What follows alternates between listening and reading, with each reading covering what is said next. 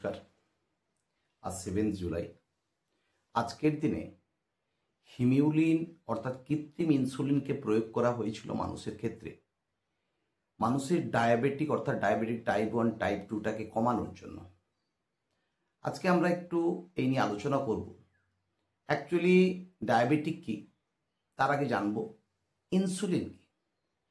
Insulin হচ্ছে আমাদের বক্ষ উদরগহ্বরে থাকা একটা অঙ্গ, যেটা আমাদের ডান দিকে থাকে, আপার অ্যাবডোমেনে ডান দিকে থাকে, পাকস্থলীর লেসার কার্ভেচারের দিকে। অগ্নাশয়ের একটা অংশ আছে যেটা আইলেটস অফ ল্যাঙ্গারহ্যান্সের বিটা কোষ, সেই বিটা কোষ থেকে অ্যাকচুয়ালি ইনসুলিন ক্ষরণ হয়। ইনসুলিন কখন ক্ষরণ হয়? ইনসুলিন যখন আমরা খাবার খাই, খাবার খাওয়ার ঠিক 15 মিনিটের মধ্যে অ্যাকচুয়ালি বডিতে রক্তে গ্লুকোজ যাওয়া শুরু হয়। এই রক্তে যখন গ্লুকোজ যাওয়া শুরু হয়, এই গ্লুকোজ প্রথমে গিয়ে পৌঁছায় হচ্ছে আইলেটস অফ ল্যাঙ্গারহ্যান্সে বিটা কোষে। বিটা কোষ যখন গ্লুকোজ আপটেক করে নেবে, তখনই কি হবে না, অ্যাকচুয়ালি গ্লুকোজ গিয়ে বিটা কোষের মধ্যে কি করবে, এটিপি তৈরি করবে। এটিপির জন্য কি হবে, এটিপি ডিপেন্ডেন্ট পটাশিয়াম যে চ্যানেল রয়েছে সেটা ক্লোজ হবে, দিলে ক্যালসিয়াম ইনটেক হবে। ক্যালসিয়াম ইনটেক হলে তবে গিয়ে ইনসুলিন সিক্রিট হবে। ইনসুলিন অ্যাকচুয়ালি একটা প্রোটিন জাতীয় একটা হরমোন। এই ইনসুলিন যখন সিক্রিট হবে, সিক্রিট হওয়ার সঙ্গে সঙ্গে ব্লাড সার্কুলেশনের মাধ্যমে কোথায় চলে যাবে, মাসেল সেলে যাবে, অ্যাডিপোসাইট কোষের মধ্যে যাবে, এবং যাবে কোথায় না হচ্ছে হেপাটোসাইট কোষে। তার সেখানে রিসেপ্টার আছে, রিসেপ্টারে যুক্ত হওয়ার সাথে সাথে কি হবে না, যুক্ত হলে ইন্ট্রাসেলুলার একটা বাহকের পরিমাণ বেড়ে যাবে, যেটা বলছে গ্লুট4। গ্লুট4 কি করবে, এক্সট্রা সেলুলার ফ্লুইড থেকে যে গ্লুকোজ আছে সেই গ্লুকোজটাকে ইন্ট্রাসেলুলারে নিয়ে আসবে। তাহলে মূল কাজ হচ্ছে ইনসুলিনের কাজটা হচ্ছে, আমি যখন খাবার খাচ্ছি, আমার ব্লাডে যখন গ্লুকোজ লেভেল বাড়ছে, তখন কি হবে, আমার কোষে কোষে পৌঁছে দাও, সেখান থেকে অ্যারোবিক রেসপিরেশনের মাধ্যমে আমরা সেখান থেকে এটিপি তৈরি করতে।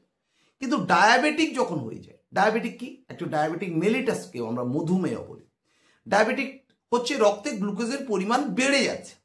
নর্মালি থাকে কত না 80 থেকে 120 mg পার হচ্ছে ডেসিলিটার ব্লাড, কিন্তু তার চেয়ে হচ্ছে বেড়ে যাচ্ছে কখন, যখন ডায়াবেটিক টাইপ 1 টাইপ 2। অ্যাকচুয়ালি দু ধরনের ডায়াবেটিক হয়, type 1 type 2।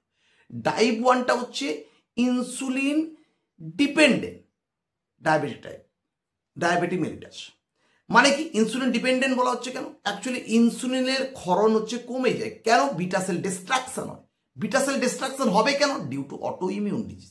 Auto immune disease কি, আমার ইমিউনিটি, আমার বডি সিস্টেমের ইমিউনিটি আমার বিটা সেলকে চিনতে না পেরে, সেলফ নন সেলফ রিকগনিশন করতে না পেরে বিটা সেলকে ডিস্ট্রাকশন করে, যার জন্য বিটা সেলের সংখ্যা কমে যাচ্ছে, ইনসুলিন কমে যাচ্ছে। ডায়াবেটিক টাইপ 2 ক্ষেত্রে কি হচ্ছে না, টাইপ 2 ক্ষেত্রে অ্যাকচুয়ালি ব্যাপারটা হচ্ছে, যখন আমাদের বয়স বাড়ে তখন কি হয় না, মাসেল সেলে, অ্যাডিপোসাইট সেলে কিংবা হচ্ছে হেপাটোসাইট সেলে যে হচ্ছে ইনসুলিনের রিসেপ্টার আছে, রিসেপ্টার ইনসুলিনের প্রতি সেন্সিটিভ হয়ে যায়। সেন্সিটিভ মানে সহজে আর যুক্ত হয় না, যার ফলে হচ্ছে গ্লুকোজ লেভেল রক্তে বাড়তে থাকে। রক্তে বাড়তে থাকলে যাকে আমরা বলছি ডায়াবেটিক টাইপ 2 অর্থাৎ ডায়াবেটিক মেলিটাস, দুটোই ডায়াবেটিক। স্যার অ্যাকচুয়ালি ব্যাপারটা ডায়াবেটিকের ক্ষেত্রে তাহলে কি ব্যাপারটা, রক্তে গ্লুকোজ বেড়ে গেলে কি কি এমন ক্ষতি হয়ে যায়? রক্তে যখন গ্লুকোজ বাড়বে, সেলুলার আপটেক যখন কমে যাবে, তখন হচ্ছে সেল কি করবে, গ্লুকোজকে না ব্যবহার করতে পেরে তখন কাকে না বিটা সেল, অ্যাকচুয়ালি অ্যাডিপোসাইট কোষের মধ্যে যে সমস্ত ফ্যাট সেল আছে তাকে ভাঙতে শুরু করবে। ভাঙতে শুরু করলে কি হবে, তার বিটা জারণ ঘটাবে, বিটা জারণের মধ্যে এনার্জি প্রডিউস করবে। বিটা জারণে অ্যাসিটাইল কোয়ে উৎপন্ন, অ্যাসিটাইল কোয়ে থেকে কিটোন বডিজ উৎপন্ন হবে। অ্যাসিটাইল কোয়ে যে কিটোন বডিজ উৎপন্ন হবে, তখন ব্রেনের কিংবা মাসেলের হচ্ছে সেটাই হচ্ছে নিউট্রিয়েন্ট হিসেবে কাজ করবে। তাহলে ধীরে ধীরে ডায়াবেটিক পেশেন্টরা কি হতে পারে, যে ফ্যাট হয়, তাহলে বডির মধ্যে ফ্যাট যদি জমা থাকে, তাহলে সেটা হচ্ছে ধীরে ধীরে রিডাকশন হবে, রিডাকশন। তাহলে রক্তে বেড়ে গেল কি, রক্তে বেড়ে গেল দুটো, এক হচ্ছে গ্লুকোজ লেভেলও বেড়ে গেল, ট্রাইগ্লিসারাইড কোলেস্টেরল ফ্যাটের জারণের জন্য ভেঙে গেল, কোলেস্টেরল বাড়লো, ট্রাইগ্লিসারাইড বাড়লো, কিটোন বডিজ বাড়লো, গ্লুকোজ বাড়লো।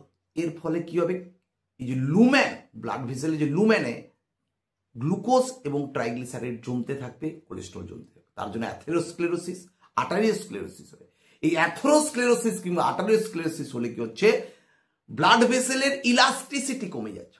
ব্লাড ভেসেলের ইলাস্টিসিটি কমে গেলে কি হচ্ছে, সমস্ত ডিজিজ এবার শুরু, ব্লাড ভেসেল ইলাস্টিসিটি সংক্রান্ত ডিজিজ শুরু হলো, ব্লাড প্রেশার বাড়তে থাকবে। রেটিনোপ্যাথি, রেটিনা ক্ষতিগ্রস্ত হতে পারে, মানে ব্লাড ভেসেল প্রপারলি হচ্ছে ইয়ে হতে পারে, গ্যাংরিং হতে পারে, হার্টের সমস্যা হতে পারে, কিডনির সমস্যা হতে পারে, ধীরে ধীরে ধীরে ধীরে সমস্ত মেজর যে অর্গানগুলো এফেক্ট হতে থাকে। অ্যাকচুয়ালি তাহলে এর কি কোনো কিছু কি করা সম্ভব, এখান থেকে মুক্তি পাওয়া কি সম্ভব? আজকের দিনে ডায়াবেটিস যারা হয়ে গেছে তাদের ক্ষেত্রে লাইফস্টাইল ম্যানেজমেন্টটা হচ্ছে ডায়াবেটিককে কন্ট্রোল করতে, যতটা যে রেটে প্রোগ্রেশন হচ্ছিল সেই রেটে হবে না। আমাদের খাদ্যাভ্যাসে পরিবর্তন করতে হবে, আমাদের বিএমআইকে, বেসাল মেটাবলিক ইন্ডেক্সকে 23-24-এর মধ্যে আনতে হবে, সর্বোপরি আমাদের ট্রেস লেভেল কমাতে হবে। ট্রেস লেভেল কমালেই তবে গিয়ে কর্টিসল হরমোন ধীরে ধীরে নামবে। ট্রেস লেভেল কমালে আমাদের প্যারাসিম্প্যাথেটিক স্নায়ুগুলো উদ্দীপিত হবে, যেটাকে আমাকে রেস্টে নিয়ে যাবে। যত বডি যত কাজ করছি তবুও বডি রেস্টে আছে, এইরকম অবস্থায় যতক্ষণ না নিতে পারছি ততক্ষণ পর্যন্ত আমরা গ্লুকোজ লেভেলকে কন্ট্রোল করতে পারবো না। তাহলে এইভাবে কিন্তু আমরা আজকের দিন লাইফস্টাইল ম্যানেজমেন্টের মাধ্যমে যাদের হয়ে গেছে তারা কিন্তু কন্ট্রোল করতে পারে।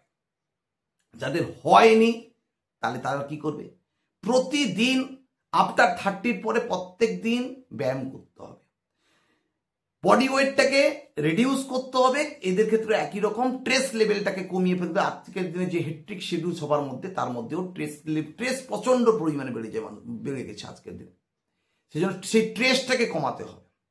আমি ডায়াবেটিক কিনা সেটা আবার প্রি ডায়াবেটিক স্টেজে বুঝবো কি করে? প্রতি 6 মাস অন্তর 3 মাস অন্তর আমি ডায়াবেটিক টেস্ট করতে পারি। ডায়াবেটিকের নর্মাল দুটো টেস্ট হয়ে থাকে, এক হচ্ছে ফাস্টিং হয়, আর একটা কি হয় মানে সুগার ফাস্টিং, অর্থাৎ প্রান্ডিয়াল একটা ল্যাটিন শব্দ।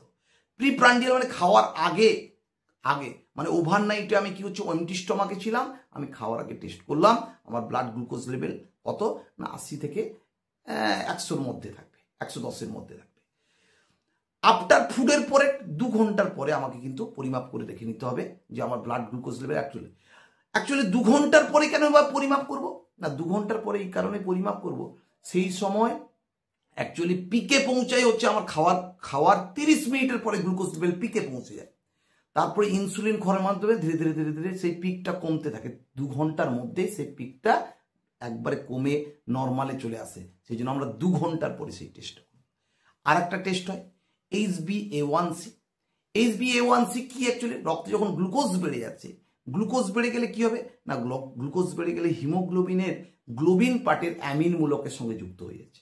অ্যামিন মূলকের সঙ্গে যুক্ত হলে কি হচ্ছে, এটা HbA1c-তে এই স্ট্রাকচারে পরিমাপ করলে আমরা বুঝতে পারবো যে এটা অ্যাকচুয়ালি গ্লাইকেশন পদ্ধতির মাধ্যমে এই যে স্ট্রাকচারটা তৈরি হচ্ছে। এবার এটা এই HbA1c থেকে আমরা একটা গড় মাপতে পারবো, 2-3 মাসের গ্লুকোজ লেভেল গড়টা মাপতে পারবো। এই দুটো টেস্টের মাধ্যমে আমরা বেসিকভাবে আমরা ডায়াবেটিক হয়েছে কিনা জানতে পারবো। অ্যাকচুয়ালি অনেকের মনের মধ্যে প্রশ্ন থাকে, ডায়াবেটিক কি অ্যাকচুয়ালি জেনেটিক্যাল? ডায়াবেটিক টাইপ 1-এর জেনেটিক্যাল হওয়ার সম্ভাবনা হচ্ছে 4-8%। অ্যাকচুয়ালি যে জিনের জন্য হয়ে থাকে, actually HLA human leukocyte antigen, এই জিনটা যদি থাকে, মানে অ্যাকচুয়ালি থাকে মিনস হচ্ছে এই জিনের জন্যই হচ্ছে ডায়াবেটিক টাইপ 1টা হয়ে থাকে। টাইপ 2-র ক্ষেত্রেও জেনেটিক্যাল মানে বাবা মার আছে, পরবর্তী প্রজন্মে হতে পারে, 50% ক্ষেত্রে হতে পারে, 50% সম্ভাবনা আছে, কিন্তু সেটাও জিন রিলেটেড। তাহলে আমরা যদি কারো বাবা মার হয়ে থাকে বা হচ্ছে টাইপ 1 হোক টাইপ 2 হোক, তাহলে আমরা যদি হেলদি লাইফস্টাইল লিড করি তাহলে কিন্তু এটাকে রুখে দেওয়া সম্ভব। আজকের দিনে হিমিউলিন আবিষ্কার এই যাদের হয়ে গেছে ডায়াবেটিক তাদের জন্য একটা কার্যকরী হয়। নমস্কার, ধন্যবাদ।